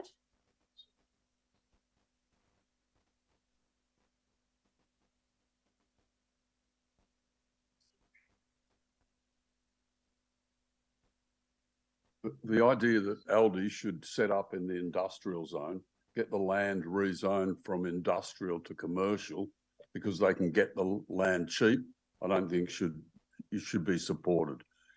I'm assuming the city does have some, commercial retail strategy, and it should fit in with that. Shouldn't be doing ad hoc rezoning to meet the needs of Aldi.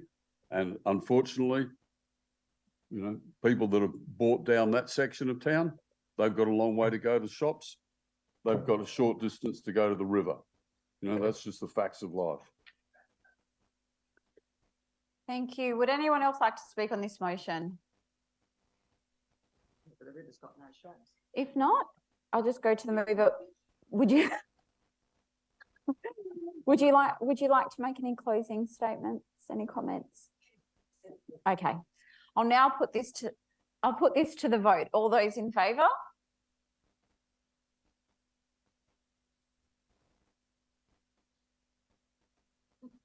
All those against?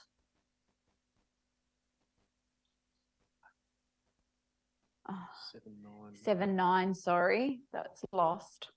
Sorry. Can I just check the two people here, are they allowed to vote? Yes. Or they didn't? Oh, you didn't vote. We can vote. Okay, we're gonna. Can I? Sorry, I will call that again if you don't. Jim. Okay, just if you don't mind, I'll call the vote again. Sorry. So I'm now putting the motion to the vote again. All those in favour, if you could please raise your hand.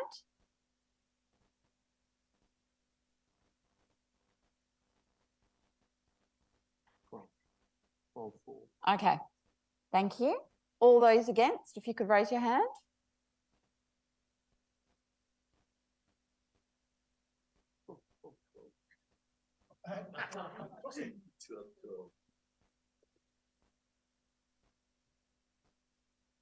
So we'll call that carried. Carried, yes. That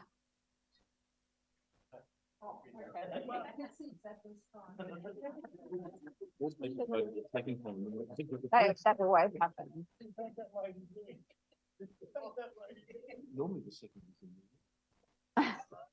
Okay. So we'll now go to Miss Wendy Garstone.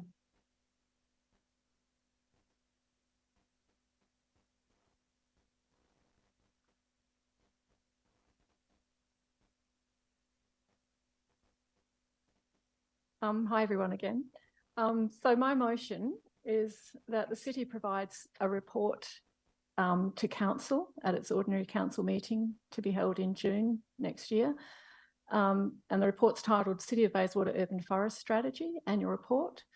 And that the report is based on the action list that is provided at Appendix 2 of the Urban Forest Strategy 2017. That's titled Detailed Action List of the proposed strategic focus points for the City of Bayswater's Urban Forest Implementation Plan. Thank So, you. I'll just see if there's a seconder. Do I have a seconder? Miss O'Rourke from Bayswater. Go ahead. Okay, so this is a bit wordy. So why am I asking officers to spend time in pulling together what would be a very comprehensive report? It's because that this year I've spent quite a bit of time as an advocate as part of the Bayswater Urban Tree Network, which the vision is to encourage the planting of more trees in the city and also to protect the trees that we already have. I became involved in the group in March this year when the last street tree in Mercury Place in Morley was under threat. I was surprised at the time that initially there was a lot of support for the removal of this one last tree in the street. So during this process of running a campaign with the community group, it became clear to me that the council's very own urban forest strategy, which was written in 2017, it seemed to have been sitting on the shelf. This strategy was created in 2017 with the intent to increase the tree coverage in the city from a very low 13% to 20% by 2025. But I could find no clear plan that had been done on how this vision was going to be actually implemented. At the council meeting in June of this year, officers requested that the target date for reaching the 20% tree canopy cover be extended to 2040. That's an extra 15 years they're asking for. The report did not state why the extension was asked for, but I assume it was that there'd been a lack of work done at this point, so 2025 was just not realistic. Thank you to all the councillors who fought hard to reset the target to a more realistic or more aspirational, exciting target of 2030, not 2040. Actually, I'll take away aspirational. This was set as a real target. Another issue that came up this year was the revision of the tree policy, and I'm glad that it reverted to the opt-out option. So the council officers do have the right to plant verge trees and don't need to wait for an order from the adjacent homeowner. Now, for this revised target of reaching 20% canopy by 2030, because the previous target, not enough work was done to achieve it, I'm very keen that that the urban forest strategy is actually set into policies, that it receives adequate resourcing, and also that the public is kept informed on the progress of this strategy, progress of tree planting. So hence this motion asking that in middle of next year, officers provide a report for everyone so we all know how this target is progressing. Thank you. Thank you.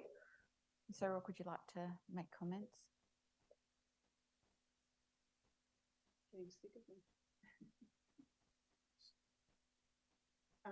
Yeah, just want to support Wendy. We've both been working quite hard at trying to increase the number of trees in the area, along with Brunker there.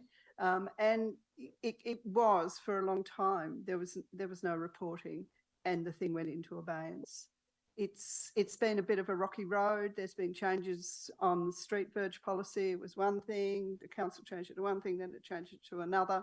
So I think we really need to have really clear reporting on this idea. So I think what Wendy is proposing, I think it's a reasonable proposal that council report. And, you know, the issue is so great. We need to, I mean, I think Sydney's got 30% by 2030 or something, you know, so we really need to do something. We can't leave it till the sky falls in. And so we need to have reporting. Thank you. Would anyone like to speak on this motion? Yes, you may. Andrew, Watt City Bayswater, sorry, Bayswater. Just want to clarify, this is requesting the report to be done. Is there any process already to report on this, or any commitment to report on this already in subsequent years, or will this be, has this already been addressed is what I'm asking, because sometimes you can vote on these and not be aware of other things that might be in play. Is there anything else in play in relation to reporting on matters like this? Thank you for your question. I'll go to the director.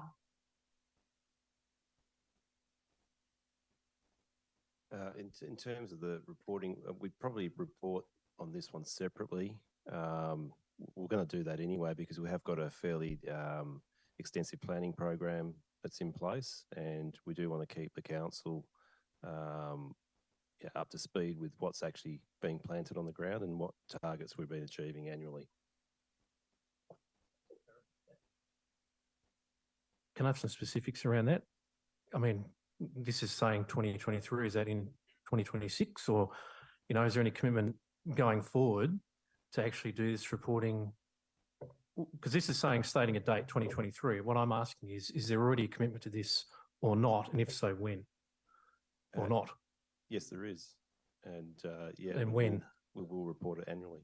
Annually. So it's already happening, is that what you're saying? Yes. Okay. Sorry, are you saying that there was an annual report for 2022? What I'm saying is that for 2023, we will do something. Will it be in accordance to the Appendix 2 of the Urban Forest Strategy? We can do that, yes. Thank you. Would anyone else like to speak on this motion?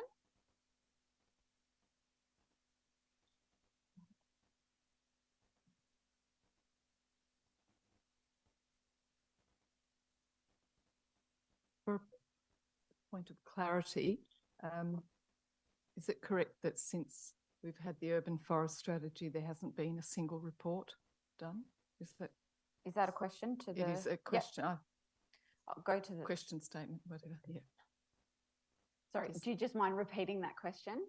Is it correct that since the inception of the urban forest strategy, 2017, there hasn't been any reporting on the progress or of the strategy at all? I'll refer to the director. We have provided some reporting. We do a survey of how much canopy cover we have of the city. That's done every 3 years. So we did one in 2021. In 2024, there will be another survey done, and there will be a further report provided to council in terms of what we've achieved through our planting programs. Okay, so the aspects of the strategy have been reported on. The reporting has been based on what we've actually planted, but we can report on the strategy and those that action list that's contained in that strategy. Okay, I just feel that am I correct or not? There are some points that haven't been addressed. Is that correct? Yes. In the strategy? Well, I haven't found an annual report on the strategy. No. So aspects have been answered. So will there be a report in its entirety. That's what I'm sort of just hoping. It won't be just little parts of it. So I think there were quite a few points in the strategy that possibly needed an annual look and a report. That's all, I think, if I've got it right. It hasn't been done. Okay, thank you. Thanks. Thank you. Would anyone else like to speak on this motion? If not, I'll go to the mover for any closing comments. Just to close around the points that you made, thanks, Branka. I have seen sort of various reports that relate to various aspects of the urban forest strategy, but they're sort of scattered. I think it's essential that all of the information is pulled together into an annual report, and also love it if it also contained a bit of history of what's been achieved so far or not achieved so far since 2017. Thank you. Thank you. I'll now put this to the vote. All those in favour?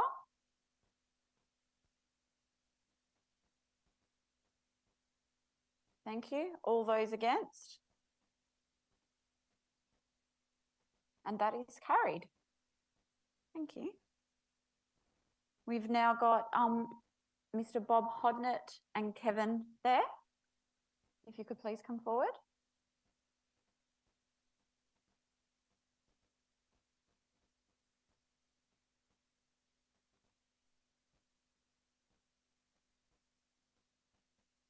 Evening, ratepayers and councillors. Thank you for the opportunity. I'd maybe just like to put a motion first, if I could, then, or would you like the preamble first?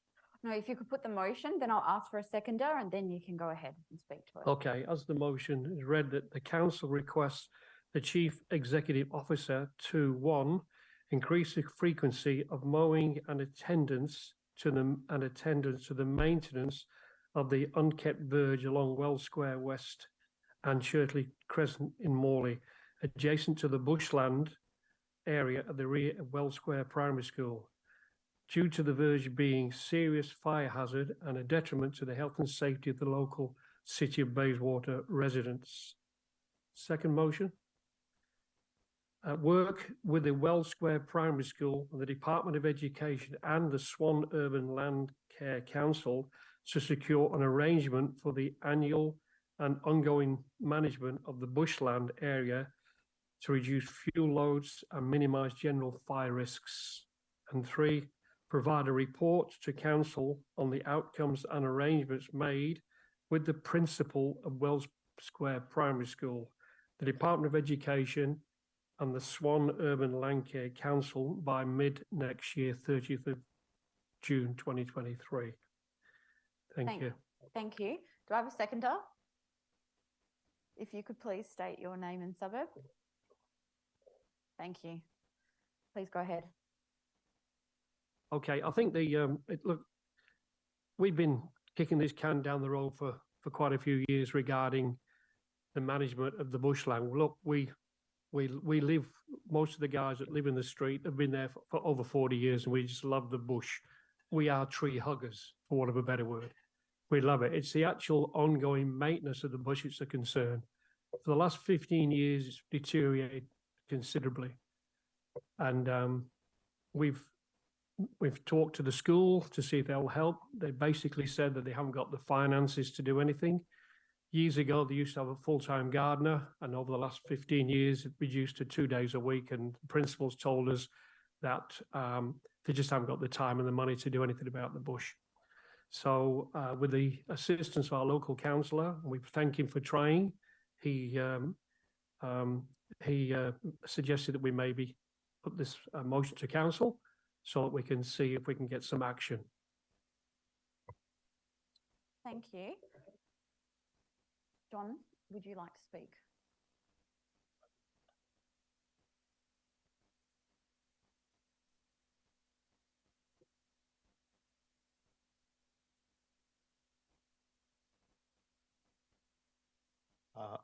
Yeah, it's John, and this can's been kicked around for the last probably 5 or 10 years now, and I think it's a risk to the local residents. We live on the same street, And it's actually a big fire hazard to all our homes. And I live opposite the bush. And it could be, we had a recent incident where it was lit by kids. So something has to be done about this. Thank you. Would anyone else like to speak on the motion?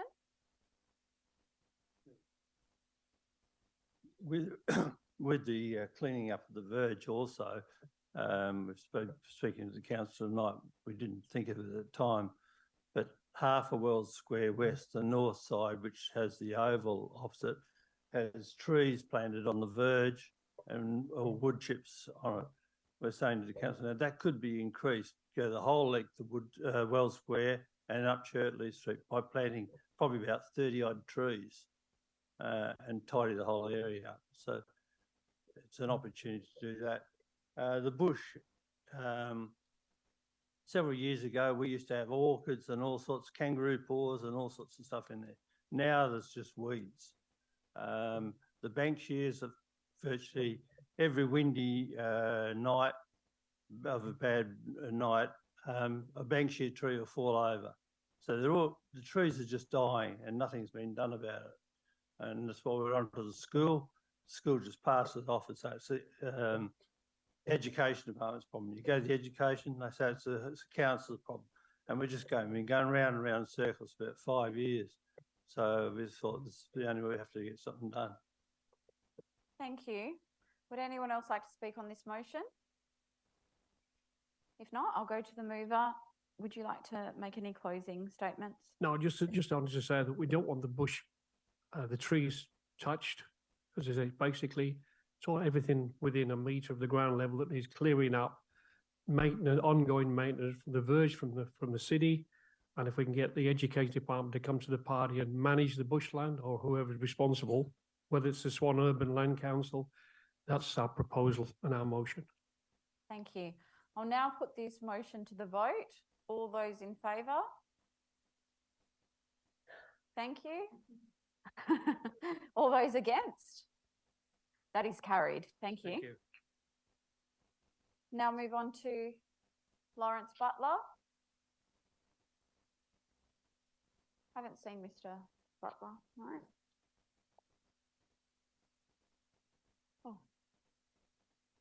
Oh, sorry, there you are.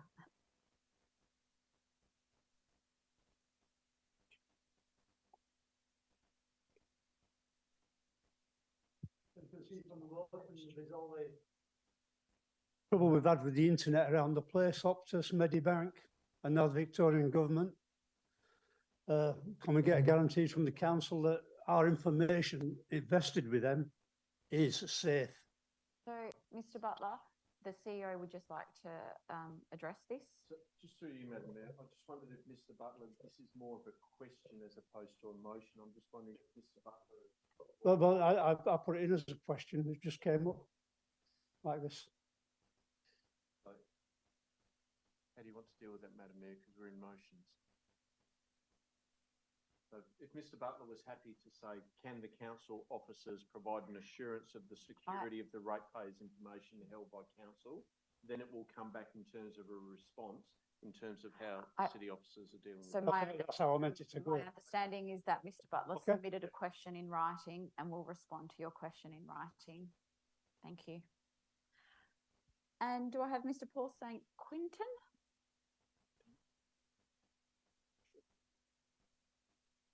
He may not be here this evening. He may have left. Is he still here? Is he coming back?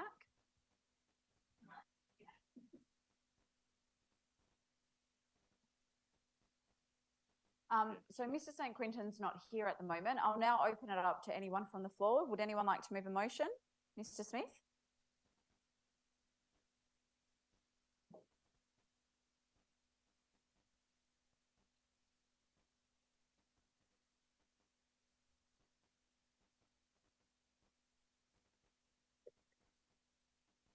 My motion is that the city amend the town planning scheme to include all palm trees above 3 metres height in Noranda and all jacaranda trees above 3 metres height in Bayswater. Amend the town planning scheme to include those in the significant tree list. Do you have that wording to provide to the minute taker?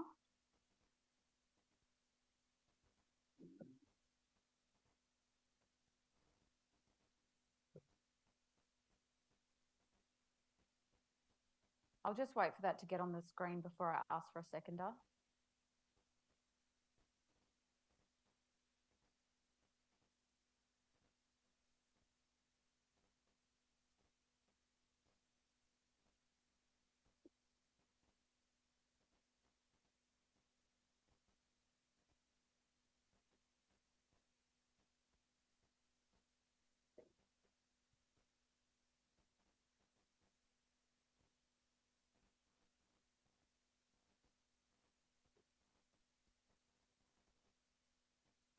While we're just waiting for that to come up on the screen, I'll just ask anyone, if you are planning on moving a motion from the floor, if you could please have the wording ready to give to the minute taker, it would be really helpful.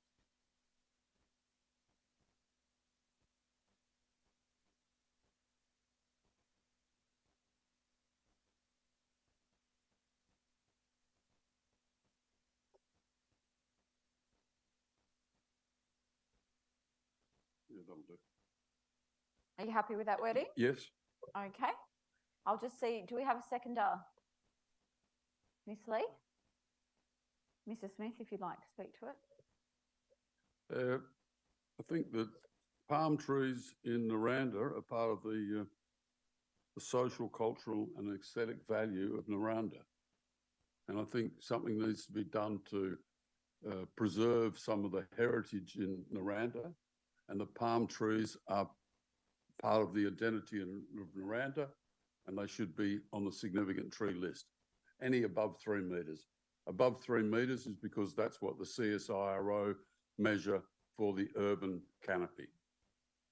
And I believe the same thing for Bayswater, the suburb of Bayswater, the suburb of Naranda. Jacaranda trees are part of the character of the suburb of Bayswater, and I think all of the trees above 3 metres should be put on the significant tree list. Miss Lee, would you like to speak to it? No? Would anyone else like to speak on this motion? If not, I'll put it straight to the vote. All those in favour?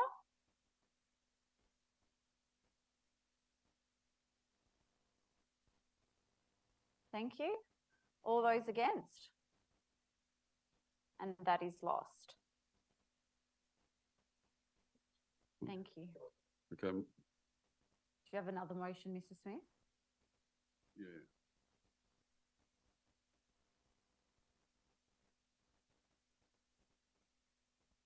The city lobby the PTA to mitigate the impact of the absurd proposal to turn Rose Avenue Park into a bus park.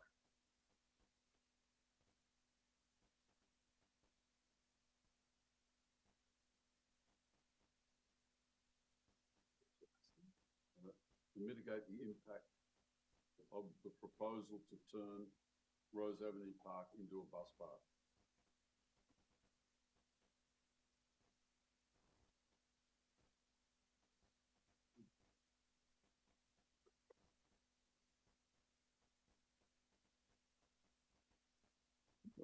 Bus park.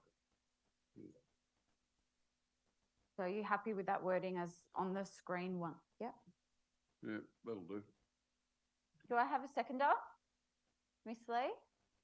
Mrs. Smith, would you like to speak to it? Yeah, probably about 10, 15 years ago, the local residents turned a derelict bit of land, which was a reserve for public recreation, and had the name Rose Avenue Park. We turned that into, probably the first park in WA that was officially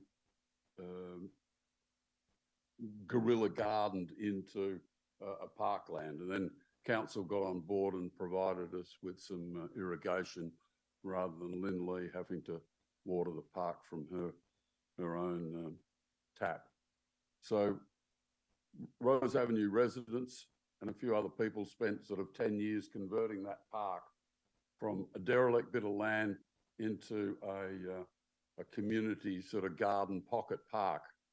And along comes the PTA and they decide they want that park for a bus turnaround zone. And we think it's just completely ridiculous that they should be stealing a portion of Rose Avenue Park so they can turn around buses. Now, the bus turnaround is further away from the existing or from the proposed new train station, and the state government has plenty of land of their own where they could have a bus park rather than stealing a bit of public space, which is a reserve for recreation and in which I feel the council has completely let us down regarding the issue. And I want council to attempt to do something about it and stop the destruction of, you know, one of the few green spaces in the town, and certainly the only one that's a community developed park. Ms Lee, would you like to speak to the motion?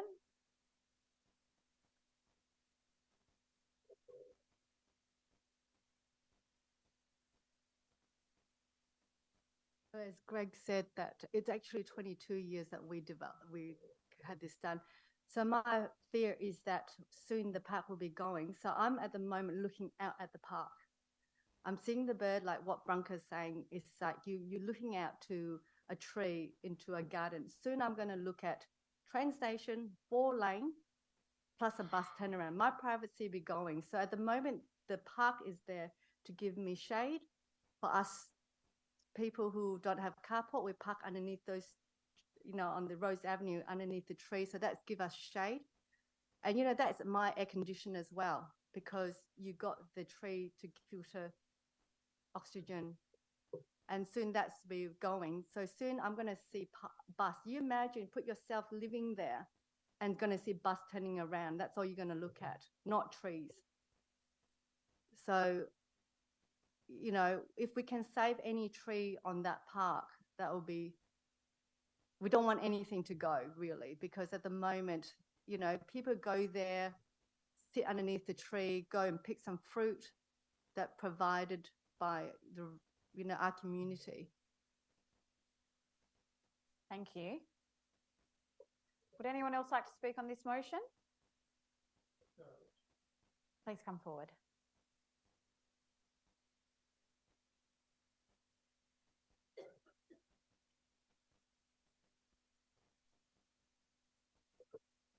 To let this park go would be really a disgrace. And I think Gardening Australia should come and have a look if it does get converted, to show where it's being converted from. I don't know how many people saw it on TV a couple of weeks ago. Got very high praise. I think the council should do all they can to preserve it. Thank you. Thank you. Would anyone else like to speak on this motion? Mr. Schroeder?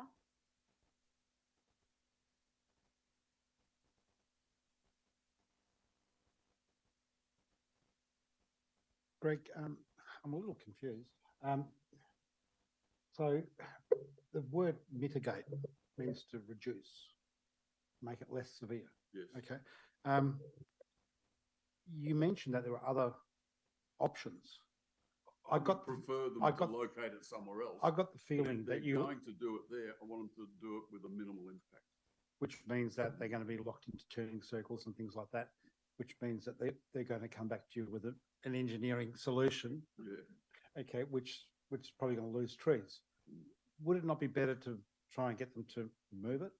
Yeah, but I'm happy to change it to lobby to move the bus park to another location. I'm sure Lynn Lee would happily accept that as an amendment.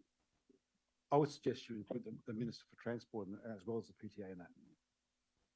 Okay. But anyway, lobby the Minister for Transport and the PTA to remove the proposal to have the bus park in Rose Avenue Park. Would Lynn accept that as an amendment?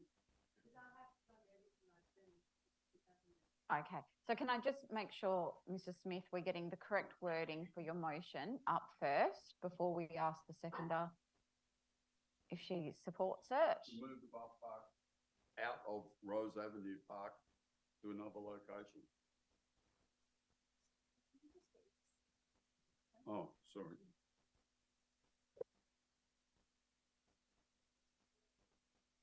So you're happy with that wording? Yeah. Miss Lee, you happy with that wording? Miss Slater, you had a question? Would like to speak? Just a couple of things. I think Greg earlier said some people live closer to the river than they do to the shops, and some people live closer to the train station than they do to the river. However, I think it's way too late. However, I do think the PTA could deserve a little nudge for some of the shit design they've put on Bayswater. Would anyone else like to speak on this motion? If not, I'll go the mover to close. Mr. Smith, would you like to add any comments? I just don't think we should lose one of our important pocket parks. Okay, I'll now put this to the vote. All those in favour? Thank you. All those against? That is carried. Thank you. Would anyone, I'll just check, is Mr. St. Quintin back in the room? I don't believe so. Would anyone else like to move a motion?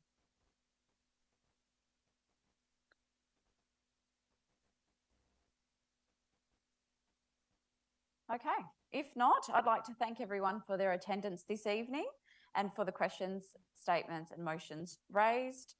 Motions raised at tonight's meeting will be considered by council at the ordinary council meeting of the 6th of December. I will now close this evening's meeting at 9:10 p.m. Thank you.